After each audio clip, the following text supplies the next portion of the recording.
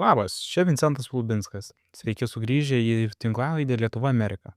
Šią savaitę žvilgsnis į Berlyną. Vokietijoje per rekordiškai trumpą laiką susiformavo nauja koalicija. Kanclerio postą perima Friedrichas Merzas. Tai proga pasikalbėti su tais, kurie Vokietijoje gina tas pačias vertybės kaip ir mes. Laisvę, saugumą, vakarietišką atsakomybę. Pirmoje dalyje pokalbis su Roderichu Kiesewetteriu, Bundestago nariu, buvusiu kariškiu ir vienu ryškiausių balsų, kai kalba pasisuka apie gynybą ir transatlantinius ryšius. Tiesus žmogus, kalbantis atvirai apie tai, kas vyksta rytuose ir ką turi daryti Vokietija. Antroje dalyje Michaelu Gahleriu, ilgametis Europos Parlamento narys, kuris nuo pat 2014 metų vienas nuosekliausių Ukrainos rėmėjų Briuselyje.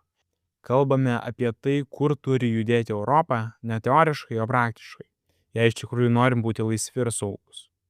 Tad pasiklausykit, parašykit, ką galvojat ir kaip visad nepamirškit prenumeruoti. Jūsų įsitraukimas šitam projektui duoda kryptį. Gerą klausimą.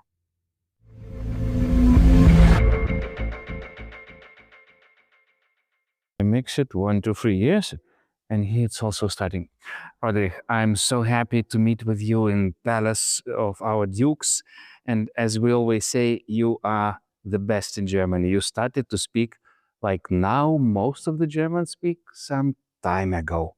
So now with, as you just said today, with this new coalition, we have like huge coalitions, especially seeing that Americans go a bit crazy. So what shall we do to make it even better? You heard today, I was asking for NATO, invitation to Ukraine. We want defense spending. We want your defense industry to go as crazy as you can. Rheinmetall is building a factory here. We need 10 factories like that. So what shall we do as little Lithuanians we're doing a podcast with Roderichu. Yeah. So, Sigurd, it's a great honor to see you again. I'm really grateful also to stay in this marvelous room of your history. First of all, Lithuania is a role model also for us in Germany, encompassing armaments industry, societal resilience, and deterrence. Nevertheless, we in Germany have to learn much faster than we did in the past. The most important issue is not to find an armistice in Ukraine, but to bring Ukraine into a position where they have peace and freedom and self-determination. So we should stop drawing red lines in our own societies. We should stop to make out of these red lines a red carpet for Putin. So what we need is to contain Russia. And this means that Russia has to learn to lose. What does that mean? To acknowledge the right of existence of all of its member states. And in parallel, that we understand that Ukraine is defending us, is saving us time, that Ukraine is part and pillar of our own defense.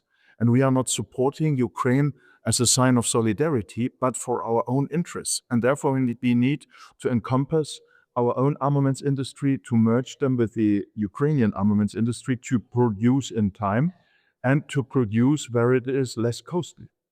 And last remark, we have to convince our societies, we have to confront them with the truth. Your society in Lithuania is very resilient. They know what's going on. In Germany, people believe that we have time and that we are complacent and that we are doing enough, and we are not doing enough, because we only invest 0.1% of our own GDP for the defense of Ukraine. We have to do more, not only for our own defense, but also for societal cohesion, for societal resilience, and to debunk Russian disinformation and the Russian influence in Germany. They are destroying armaments infrastructure. They are destroying and influencing railroad infrastructure. They have military drones coming from ships from the Baltic Sea, flying over our own critical infrastructure. Therefore, Russia is seeing us as a war party. We want to avoid the war, but the war is present. So we have to redefine what is free peace and freedom and self-determination. Roderichu, you mentioned time, that like the worst case scenario as we see it, that Trump is doing the worst mistake. He's taking this red carpet, rolling it to the Putin, and maybe before Easter, or maybe even before, as Russians say, day of victory, 9th of May, they will make a deal. Well, we know what is 9th of May for us. It is occupation. It's 1/3 of nation killed. And if Americans go completely mad and open even their own economy to Russia, because we have some signals from Washington playing with Russians and even Belarusians, let's stop the sanctions, let's exchange, let's make business. Do you think in this worst case scenario, when Americans, instead of helping us with Ukraine, empowers enemy, fuels his muscles against us, do you think with German engineering power, with your new coalition, with Kubilius in Brussels, we could have a plan to stop Russians and, well, first of all, with EU, open EU doors for Ukraine, strengthening EU, as you said, maybe creating coalition of willing with Article 5 will to stop the Russians. Do you think we are capable of, even if Americans go completely rogue? Well, we really have to calculate with the absence of America. And we also have to calculate with the seduction of economic cooperation. For example, there are some Americans, even Grenell, the former ambassador to Germany, who would like to refurbish Nord Stream and then circumvent the energy infrastructure we have built. So again, Russian gas via America then to Europe. We shouldn't do that. So the way out is really to look who in the European Union and who in the European NATO states, including Canada, are willing to cooperate beside both organizations, but with the infrastructure of both organizations, to create a coalition of the willing, which includes an Article 5 type deterrence, which also means that Ukraine is part of this deterrence strategy, so that we are defending Ukraine, present in Ukraine. For example, that the European coalition of the willing is defending towards and securing the border to Belarus, so that the Ukrainian forces completely could focus on the east and on the north towards Russia. So this would be something, and to take over the air defense over Ukraine. Russia will withdraw if they see our strength. But if we only are in fear and are in self-deterrence, Russia will continue and increase and escalate. And therefore, we need a strategy of counter-escalation, which means taking over air defense, creating an Article 5 type defense deterrence, and preparing our troops for the cruelty of war, that we avoid the cruelty of war. Do you think German society is ready for this kind of leadership, like team leadership, to make the whole team strong, responsibly? Because, during the generations, those occupying powers, they were inducing something else to your mind. Do you think Germans are ready for that? Sigis, that's exactly my work. I was in more than 190 electoral districts. We have 299 in Germany. And I see that you can confront the people with the truth.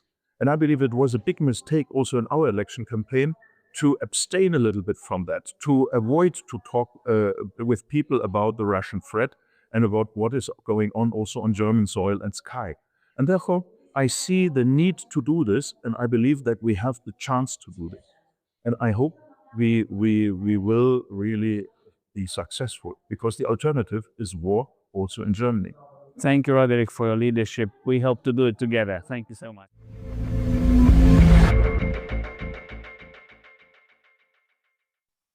When you see Vincentas is more or less like me and you 30 years ago, young Christian Democrats, so he's young Christian Democrat, he's International Secretary of Young Christian Democrats, and he will join us in Valencia. So I still remember Junge Union, actually the first meeting of Junge Union in Berlin was with father of Vincentas.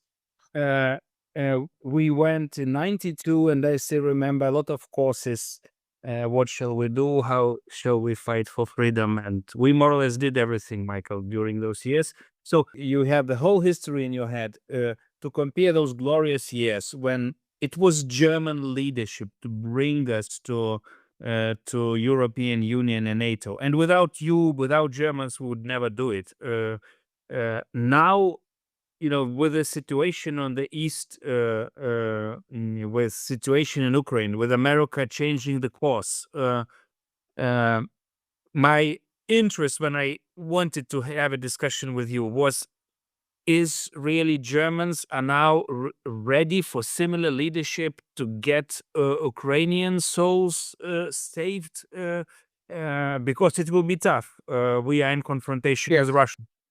There was just yesterday evening a very interesting, well, there were several interviews of Friedrich Merz, who said, yes, of course, I mean, with regard to EU and also at some point NATO, Ukraine will be there, but he also said not during the war.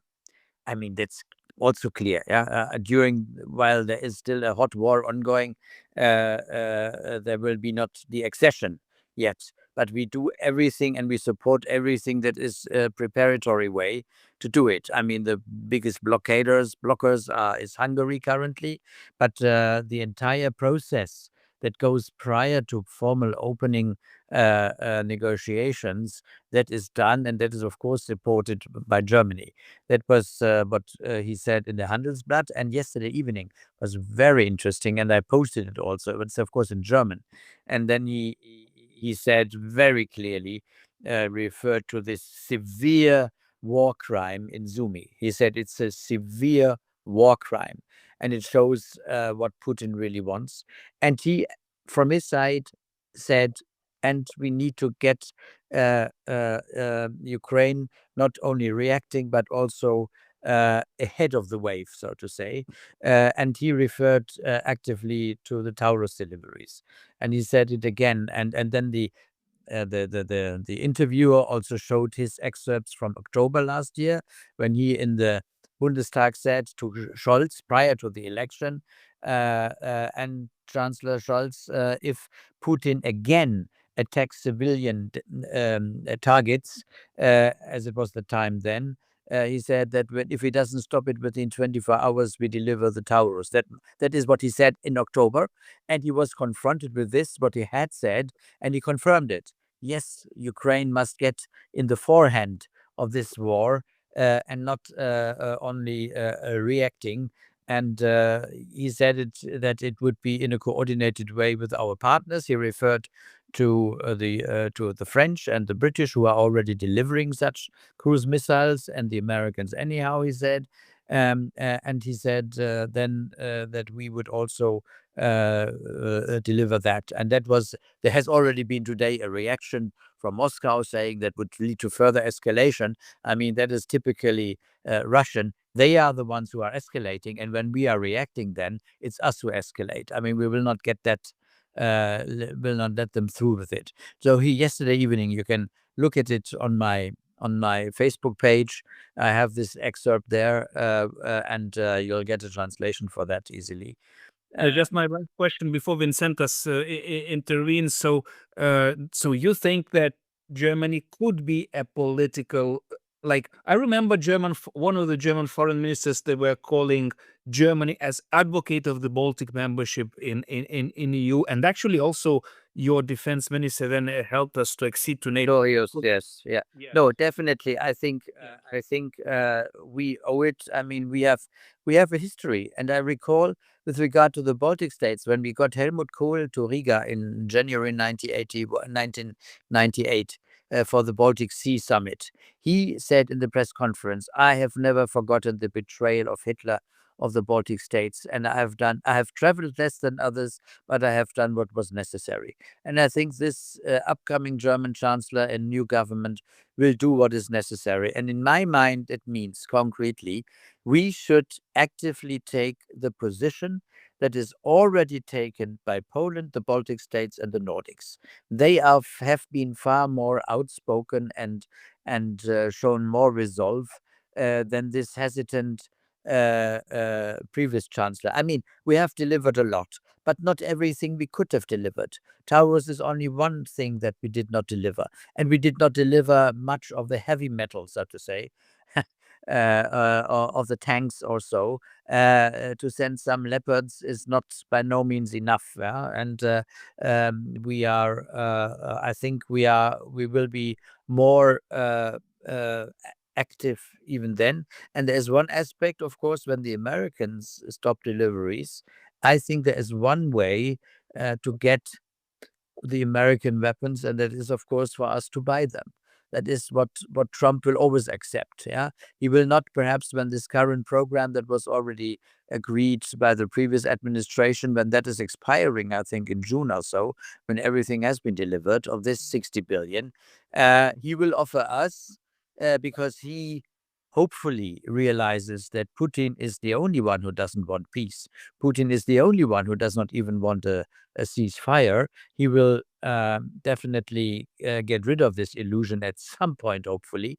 But then he will say, okay, if you think we need to support Ukraine even more, you can have all the American weapons. They are for sale, and he will sell them to us, because we will not be able at short notice, still unfortunately not, to upscale or ramp up our production to an extent where we can at the same time fill our stockpiles and deliver to Ukraine what Ukraine requires.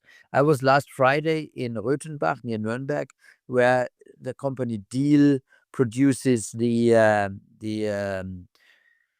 Iris-T, this air defense system. And you find it on my website as well, on my Facebook site, also a nice photo with an Iris-T with me and the people that accompanied me. So I think we will see an active German pressure to deliver more and to be more supportive, not only to be outspoken, but also out-delivering, so to say.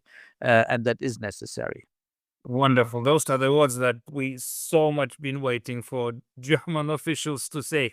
Vincentas, please. Yeah, well, first of all, thank you for your time. It's been very interesting so far and much appreciated.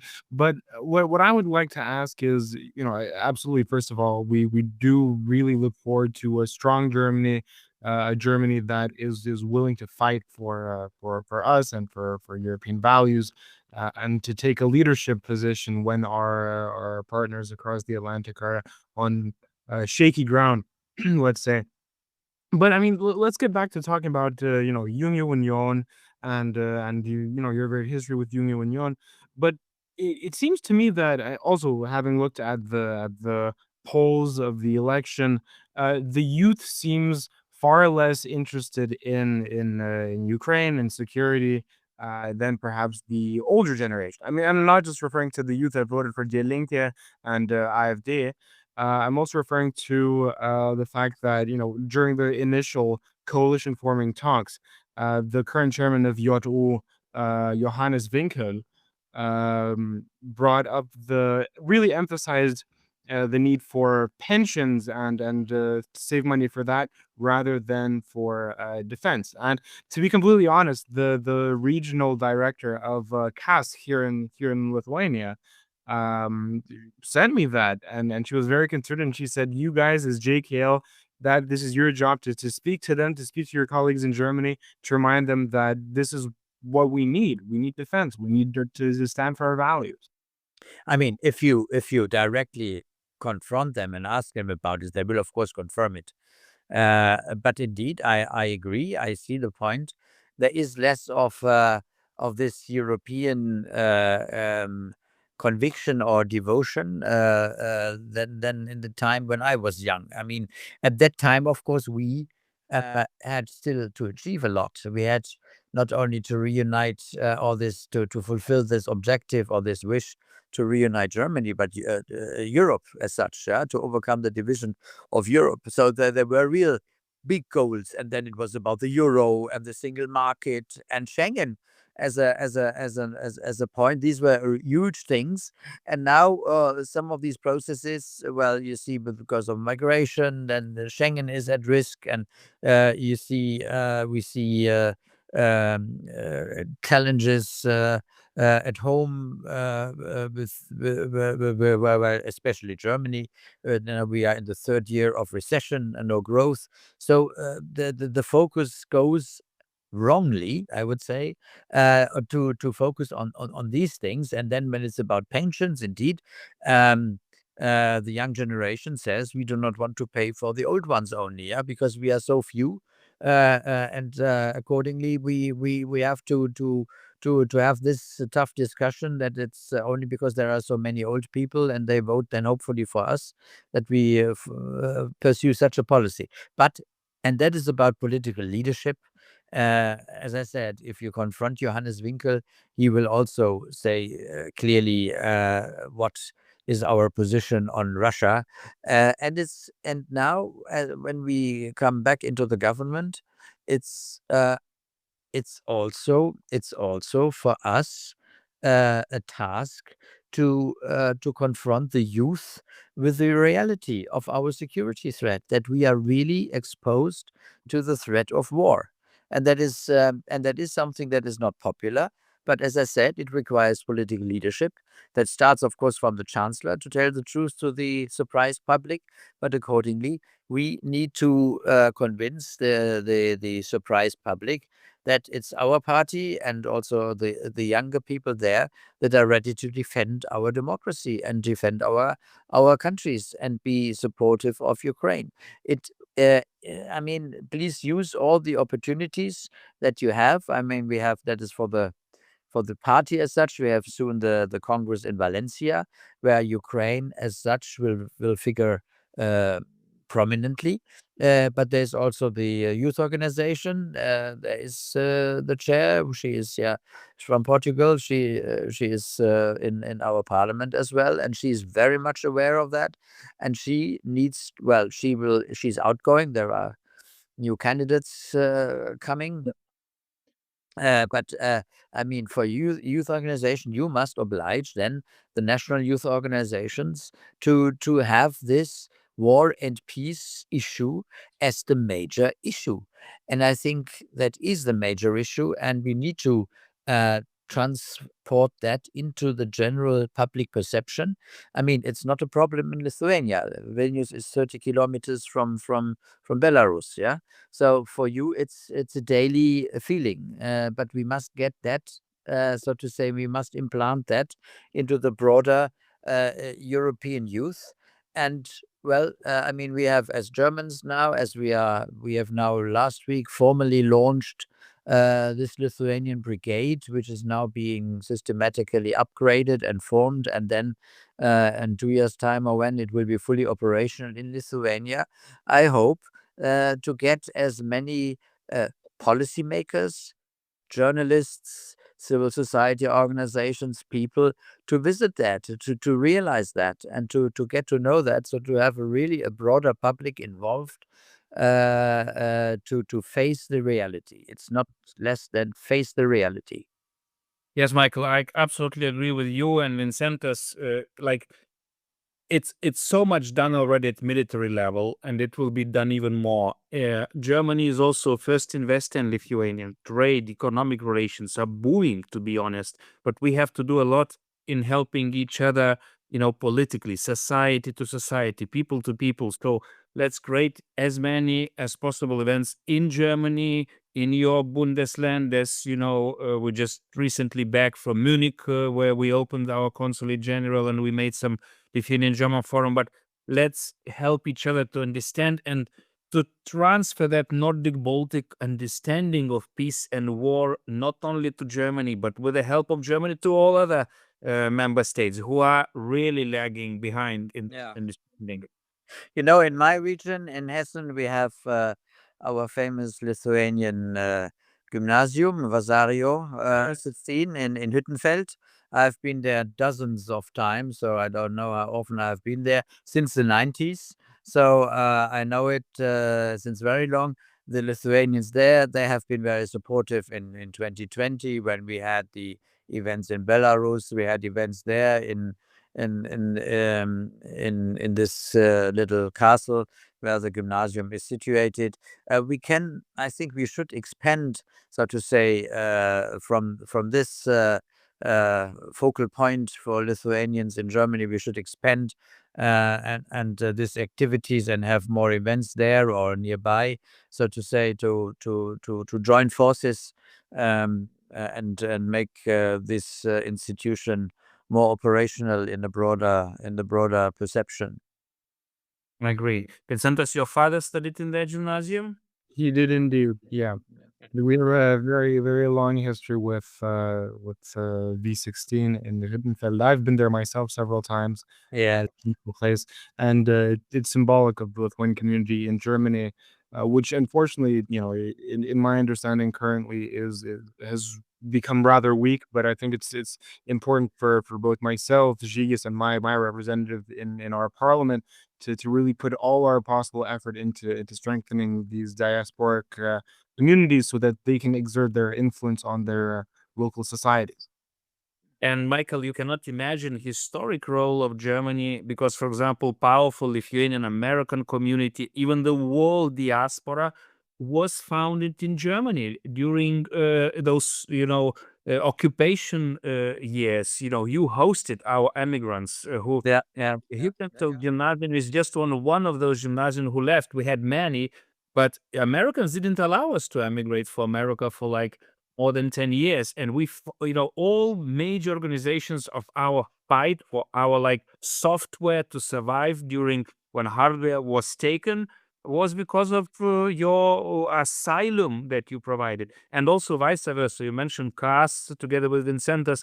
To be honest, well, first of all, Reagan learned from German organizations how to build his own democracy promotion organization like IRI and NED and others.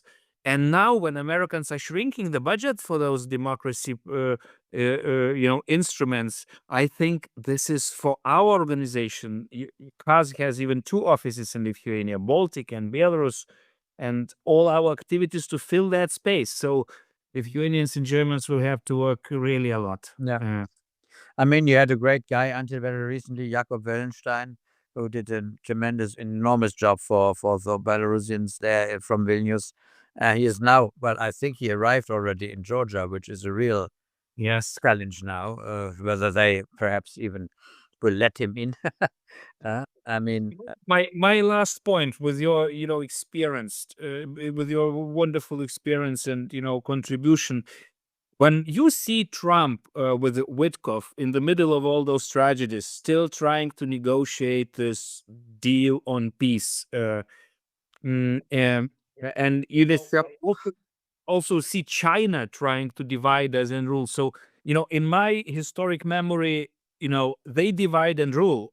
We have to stay together. We have to unite. So do you think that American madness will end with some failures and then we will one day be reunited or not? well, there is this nice saying that Americans always do the right thing after they tried out so many wrong things. Yeah. No, but I think it's imminent that the failure of Witkoff with regards to Russia will have to be accepted by Trump. I mean, he was outraged still when there was the CBS interview by Zelensky, who invited Trump to see himself what the situation is. Apparently, Trump was not very happy about that. But I think Witkoff, when he comes home now, I mean, he was still in Saudi. What was it in discussing about Iran in Oman? Yeah, I think at the latest when he comes home and is honest to his own president, he will have to tell him that Putin does want everything, but not ceasefire and not peace. I mean, the Sumi tragedy has caused such an outrage globally that hopefully even Trump will have to admit that he cannot sell such policy as his success. I mean, it's just the opposite. It's a total failure to pretend that Putin is somebody who wants peace or a ceasefire for reasonable conditions. That is simply not true.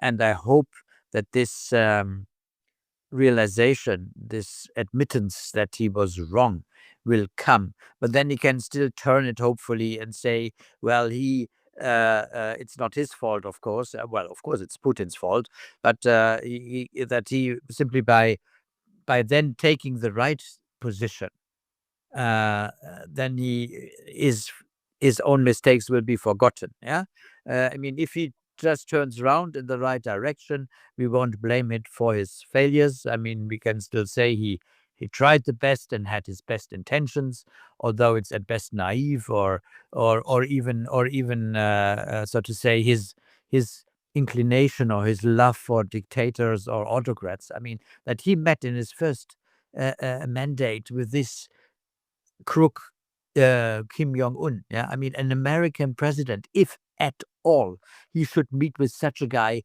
when prior to such a meeting something real substantial is fixed, and then they can say, okay, now he deserves to have a short shake hands with an American president. But in his first term, to meet this guy without any result and thinking just with personal context brings something, he learns it harder now with Putin. And it makes no sense that he meets with Putin prior to any concession, prior to any signal from Putin that is different than what he has done until now. Until now, Putin hasn't changed a centimeter, not a millimeter, his position, and that must be realized by an American president and admitted, and then hopefully he takes the necessary consequences. I really hope that we will not see Trump on May 9th in parade in Moscow. It will be also anyone, because they still think about that. But really, thank you, Michael, for everything you did through those decades, and you are still helping actually me and the other freedom fighters in Georgia, in all other places, like every day. Really, thank you for that. Some time ago you've been just lonely wolf. And now finally Germany is turning, to the right direction you've been always pushing. Really, thank you, Michael. Okay, pleasure. Thank you. See you in a minute. Viso gero. Goodbye. Iki pasimatymo.